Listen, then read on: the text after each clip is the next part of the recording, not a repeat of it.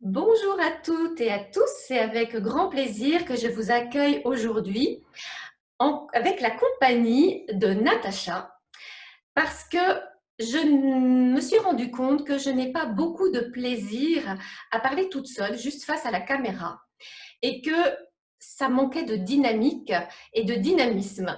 Et je me suis dit que ce serait bien d'avoir une animatrice, une intervieweuse qui puisse m'accompagner pour donner justement du peps, de la vie à ces petites mini-caps.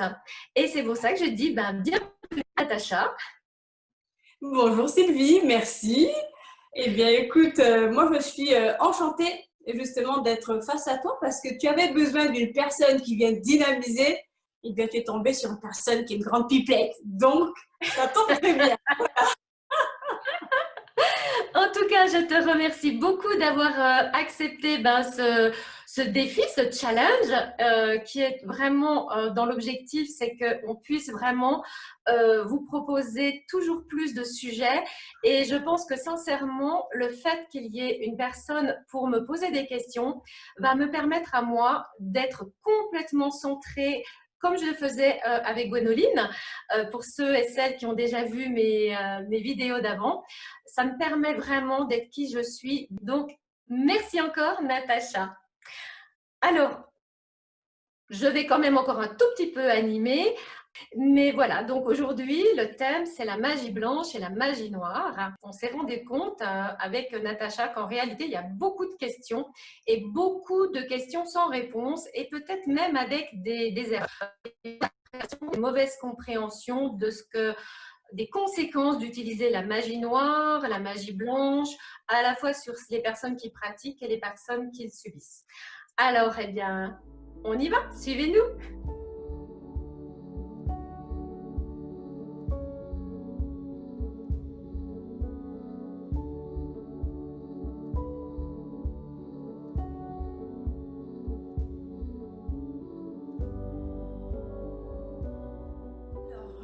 Sylvie, donc je rappelle simplement que là, on est aujourd'hui ici pour apporter une certaine clarté sur la thématique de la magie blanche et de la magie noire.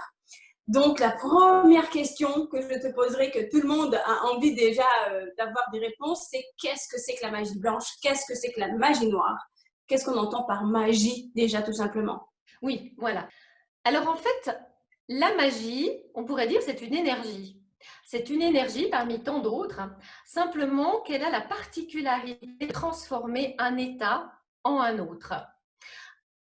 On va vraiment faire simple, c'est une définition simplement très simple afin que tout le monde puisse comprendre ce que c'est. Mais souvent, on a l'habitude de différencier la magie blanche et la magie noire.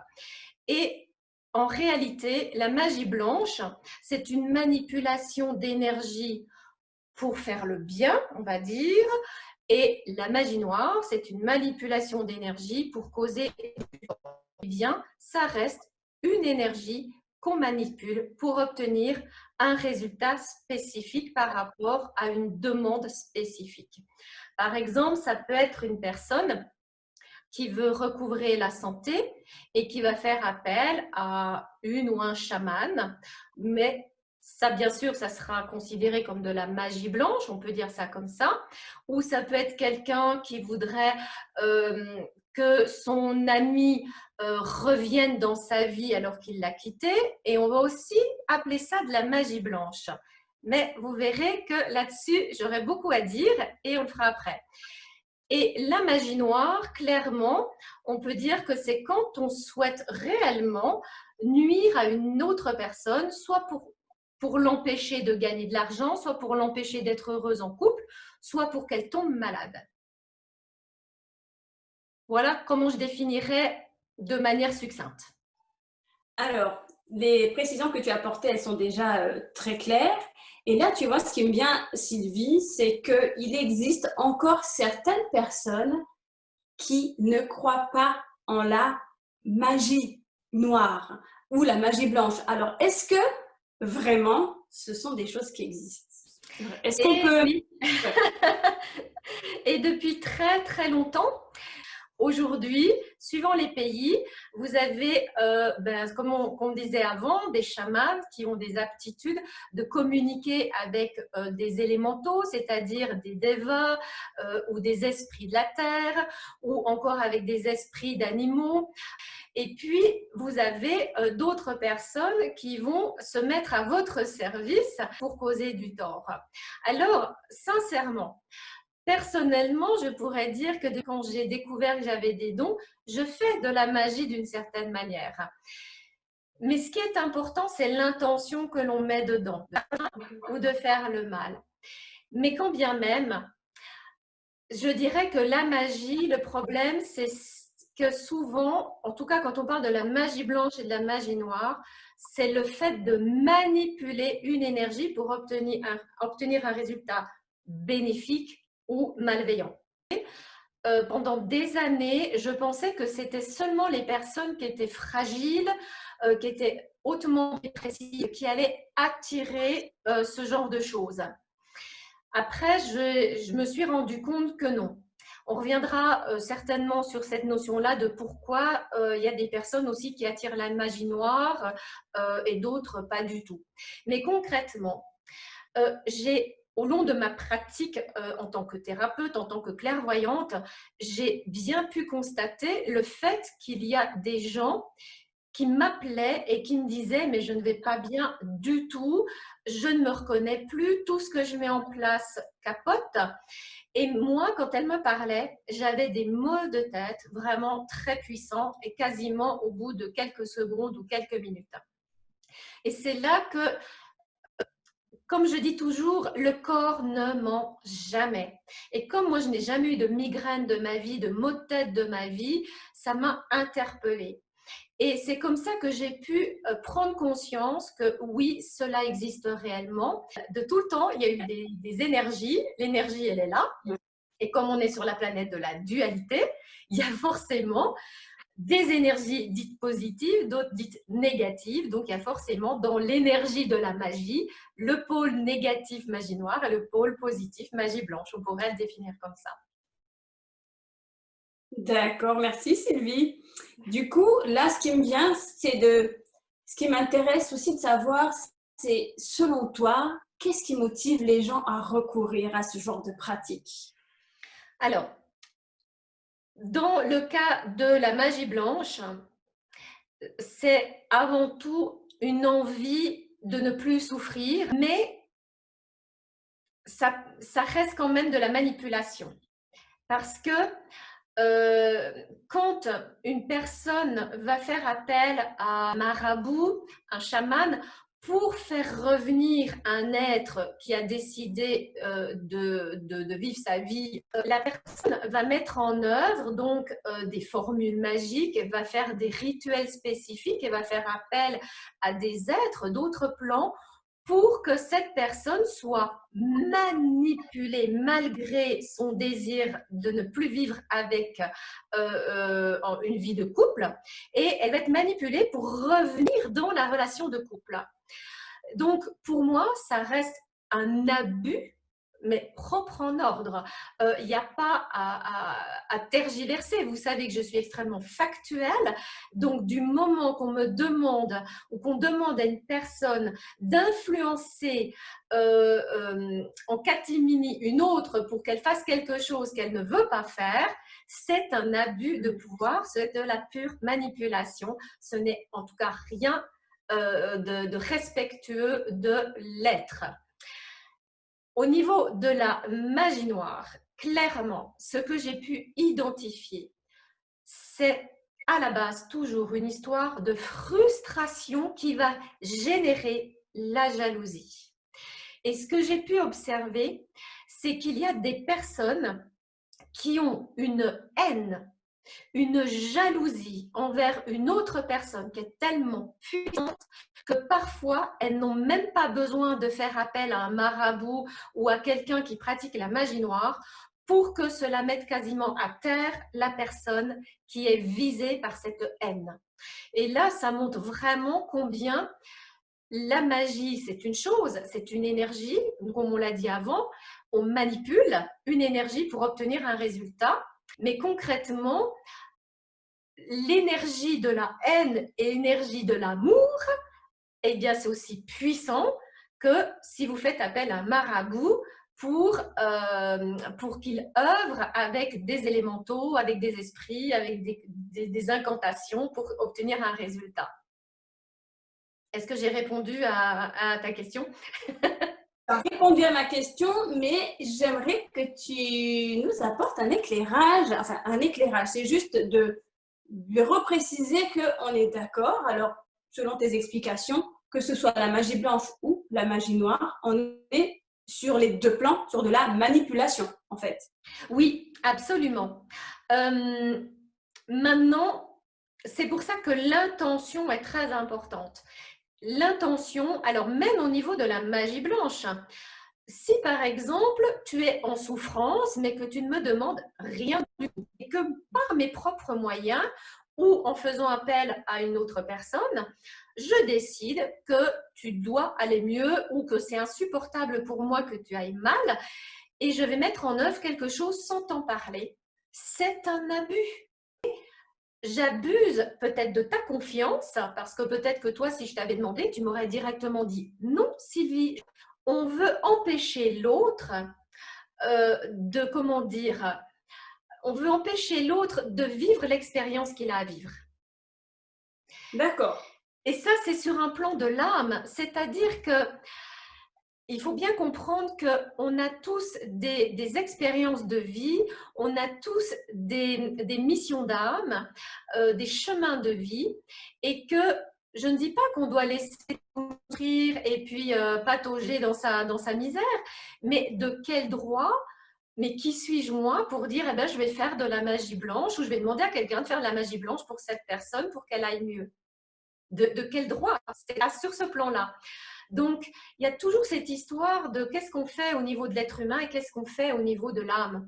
Et là, au niveau de l'âme, eh bien, je ne me sens pas le droit d'agir sans le consentement éclairé de la personne, parce que pour moi, effectivement, c'est de la manipulation.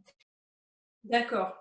Alors, là, on a parlé du cas de la possibilité d'intervenir au nom d'une tierce personne qui n'aurait rien demandé. Oui. Je vais prendre un autre exemple.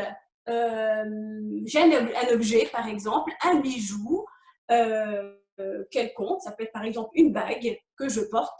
Et cette bague-là, j'aimerais y faire de la magie blanche pour qu'elle me porte bonheur. Est-ce que c'est correct ou pas? Alors, ça n'engage que toi. Alors, c'est OK. C'est OK parce que tu prends la responsabilité en conscience d'œuvrer pour toi-même. Ok. Donc, et à ce moment-là, quelque part, dans ta manière de transmettre cette demande, après, tu laisses faire. Donc, si ton âme pense que c'est OK, que effectivement tu vives ce que tu as demandé, eh bien, tu le recevras. Après, en tant que thérapeute, par expérience, je sais que si il y a des croyances qui t'empêchent, par exemple, d'accéder au bonheur ou à l'abondance financière, eh bien, si ces croyances-là ne sont pas soit dissoutes, soit rééquilibrées, eh bien, tu auras beau faire toutes les magies que tu veux, toutes les demandes, les prières que tu veux, ça ne se réalisera pas, malheureusement. Mais on pourrait dire d'ailleurs qu'une prière, c'est une forme d'appel à la magie aussi. On s'attend à ce qu'il y ait quelque chose de magique qui se produise. Oui. Merci Sylvie. Est-ce qu'aujourd'hui, on peut dire qu'il y a vraiment un impact à pratiquer la magie? Est-ce qu'il y a vraiment des conséquences irréversibles ou pas en pratiquant la magie blanche ou la magie noire? Que ce soit sur la personne qui la reçoit ou que ce soit la personne qui met en œuvre le rituel. Quelles sont les conséquences? Alors là, je vais me recentrer parce qu'il y a deux aspects. Donc, il y a ceux qui pratiquent la magie et il y a ceux qui subissent. Voilà, d'accord. c'est ça. Voilà. Oui. Donc, quelqu'un comme un chaman ou une chamane qui est vraiment dans l'amour, qui est dans la, comment dire, le respect du sacré, des énergies qu'elle met en œuvre pour aider autrui. Eh bien, pour moi, c'est aligné, ça vient du cœur. Et à nouveau, si cela fonctionne, cela vient de son âme et de l'âme des autres personnes ou de l'univers. Et à ce moment-là, il n'y a pas de conséquences néfastes. Ça ne peut pas. Mais c'est vraiment l'intention et la pleine présence, dans la pleine conscience de ce que l'on induit à ce moment-là. Pour quelqu'un qui fait de la magie noire, souvent j'ai entendu, oui, il va y avoir un retour de bâton, de toute façon, cette personne. Et moi, je me disais, je regardais ces personnes-là que je savais être vraiment des pratiquants de magie noire et je les voyais toujours vivre dans l'abondance financière ou être très bien habillés, très heureux et tout. Et ça me peinait, ça me révoltait. Jusqu'à ce que simplement, je me mette déjà dans l'état de simplement de non-jugement et me dire, ok, je vais juste me centrer et je vais vraiment ressentir ce qui se passe chez ces personnes-là.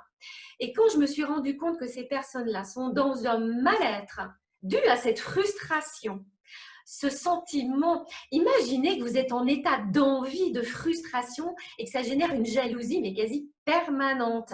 Mais vous croyez vraiment que ces gens-là sont heureux? Moi, j'ai envie de dire, ils sont déjà punis avant même qu'ils aient fait de la magie noire. Et clairement, leur âme, elle attend que ces personnes-là prennent conscience, comme le plan plus spirituel, plus éthéré. Eh bien, peut-être que vous avez deux âmes qui ont décidé à un moment donné de se rencontrer dans cette incarnation pour expérimenter justement les polarités extrêmes. Parce qu'on pourrait dire que la magie blanche et la magie noire représentent vraiment les deux polarités extrêmes du positif et du négatif dans ce qu'on appelle les énergies duelles terrestres. Ce sont, à mon avis, enfin dans ma conception toute personnelle, on pourrait dire vraiment les manifestations les plus polarisées. Et rebondir, continuer sur pourquoi il y a des gens qui attirent tout le temps de la magie noire. Eh bien, parce que ces personnes-là, ce que j'ai vraiment constaté à chaque fois, et là je suis sûre que ça va parler à toutes les personnes qui ont subi de la magie noire. La magie noire va impacter principalement les personnes qui sont toujours toutes gentilles, toujours au service, toujours disponibles, toujours bienveillantes et cuicus les petits oiseaux et qui ne veulent surtout pas de conflit, qui ne veulent surtout pas la guerre. Et pouf, elles se prennent de la magie noire. Elles veulent tout le temps être gentilles, que tout soit la paix, que tout soit harmonie. Et comme on est sur la planète de l'expérimentation de la dualité, eh bien, effectivement, elles vont attirer l'énergie contraire pour intégrer cette dynamique-là. Maintenant, tu m'as posé aussi une autre question. Oui, concernant les personnes qui la subissent. Alors, donc, on a eu les praticiens, on a eu les praticiens, les personnes qui pratiquent ce rituel, qui vont créer cette pratique de magie, mais également les personnes qui vont la subir, en fait, les conséquences pour elles. Alors, pour les personnes qui subissent de la magie noire, je peux vous dire que c'est dramatique, mais vraiment dramatique. Ça change totalement leur personnalité, ce qui fait que les proches ne reconnaissent plus la personne, qui devient agressive, qui devient extrêmement désagréable et qui devient complètement indifférente aux souffrances de ses proches, comme si cette personne était complètement déconnectée, avait été anesthésiée ou était recouvert d'un voile noir qui ne ressent plus rien. Et malheureusement, c'est très compliqué. C'est faisable, hein. Il y a des spécialistes pour ça, vraiment, je vous rassure. Moi, je ne le fais plus parce que c'était beaucoup trop pour moi à faire. Mais vous avez des personnes, c'est leur métier, elles ne font que ça. Elles vous libèrent de toute forme de magie. Et concrètement, une personne qui a subi la magie noire, alors avant, c'était les curés qui enlevaient ça et on voyait des exorcismes, mais c'est le mot, hein. Je sais que c'est un mot qui choque, mais réellement, vous avez des personnes tellement impacté à maintes reprises, de manière répétitive par une personne à cause de cette jalousie, cette foutue jalousie, cette haine où la personne ne supporte pas le bonheur de l'autre, eh bien ces personnes sont démolies, celles qui subissent la magie noire. Entre guillemets, subissent de la magie blanche, eh bien je n'ai malheureusement pas d'informations. Alors je vais aller les chercher parce que ces personnes-là ne me contactent pas en général. On me dit que ça crée un lien énergétique entre la personne qui a émis la magie blanche et la personne qui l'a reçue. Là, vous voyez que c'est pas trop cool. Très bien. Sylvie, on a encore quelques petites minutes.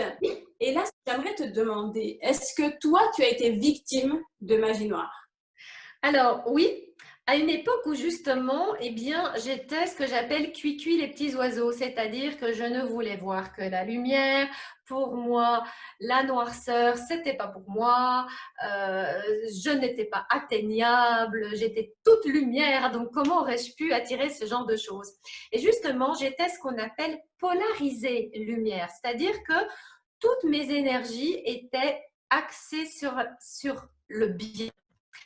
Mais en faisant cela, j'ai créé un déséquilibre et je pense que vous pourrez vous référer à d'autres Vibra-conférences que j'ai faites. Sinon, volontiers, je referai de nouveau une mini-cap sur vraiment cette loi de l'équilibre et de l'ombre et de la lumière, de la noirceur, le retour à l'unité. Et en réalité, c'était de la jalousie. Mais ça a été extrêmement violent. Les proches qui étaient à mes côtés ne me reconnaissaient plus parce que l'objectif, c'était de me démolir pour que je ne puisse plus travailler. Et donc, ils se sont attaqués à mes organes internes, ce qui faisait que j'avais des crampes toute la nuit. Je ne dormais quasiment plus. Grâce à ça, j'ai pu vraiment comprendre combien j'avais créé aussi quelque part, j'avais quelque part participé à cet appel énergétique afin de comprendre ce qui se passe. Et que le fait d'être toujours dans vouloir toujours le bien, d'être toujours lumineuse, puis que les petits oiseaux, eh bien, ça crée un déséquilibre et qu'après, l'univers me renvoie ce qui est nécessaire pour mon apprentissage, pour aller plus loin vers le retour à l'unité. D'accord.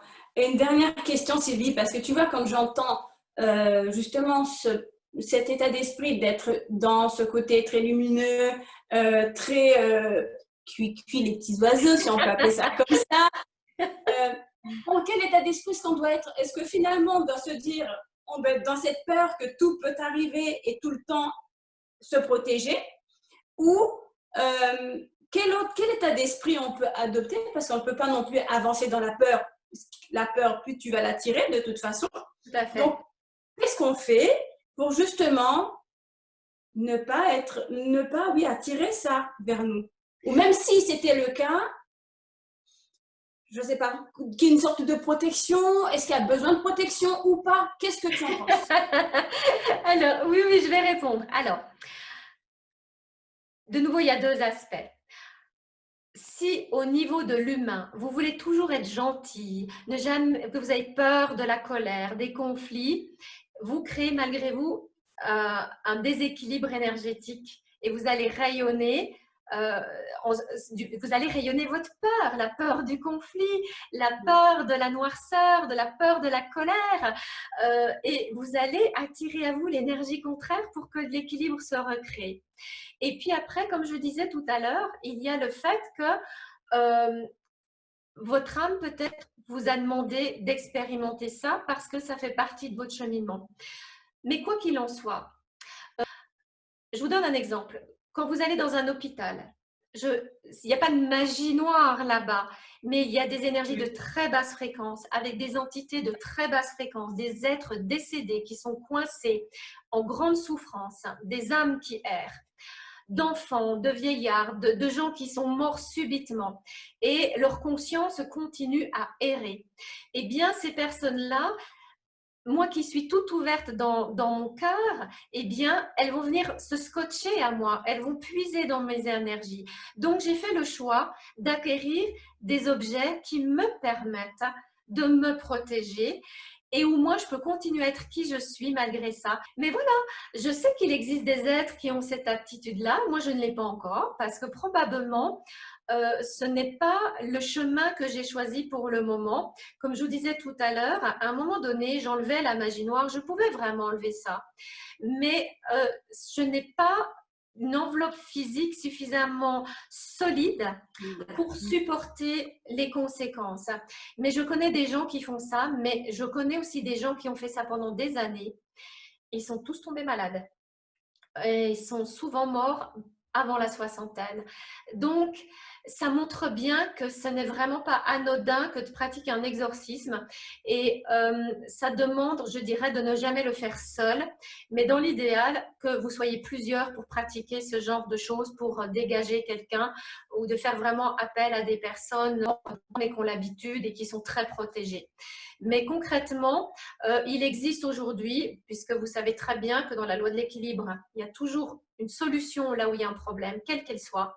Et il existe des tas d'outils. Moi, j'ai choisi des outils qui sont faits par des moines bouddhistes et qui ensemencent de mantras et je les porte sur moi et je n'y pense plus. Et, vous savez, c'est souvent quand on est mis en grande lumière qu'on va attirer un peu plus. Donc, dès qu'on est visible, on va avoir tendance à être un petit peu plus une cible. Mais si on n'en fait pas cas et on se dit, oh, ok, j'ai senti qu'il y a de la magie noire, hop, je mets mes petits outils ou je mets mon petit spray pour dégager tout ça de mes corps ou je demande à quelqu'un, ben voilà, n'en faites pas une affaire d'État, ça va déjà grandement minimiser l'impact. Et puis vraiment, moi, je le dirais, surtout si vous allez dans les hôpitaux, alors là, moi, je vous invite effectivement, ben, simplement être réaliste. Il y a des tas d'êtres divers, de diverses fréquences qui se promènent par là. Et comme vous êtes en état de fragilité, vous êtes une belle cible pour nourrir ces entités-là. Voilà. Bien, Sylvie. Eh bien, merci beaucoup. Nous arrivons à la fin de cette capsule, Sylvie. Eh bien, merci beaucoup, Natacha, pour ton accompagnement vraiment très, très riche. C'est moi qui te remercie et je me mets aussi à la place de toutes ces personnes qui vont nous écouter. Et ça a été riche d'informations, même pour moi aussi. Je viens d'une île où effectivement la magie noire est connue, mais très fortement. Donc, ça a été très riche aussi de faire cet échange avec toi. Et vraiment que toutes les personnes qui nous écouteront, n'hésitent pas à faire des commentaires, à poser des questions. S'il y a besoin de repréciser des points, on se fera un plaisir d'y apporter en tout cas des éclairages. Voilà. Oui, avec grand plaisir. Alors, eh bien, écoutez, moi, je vous dis tout simplement à tout bientôt.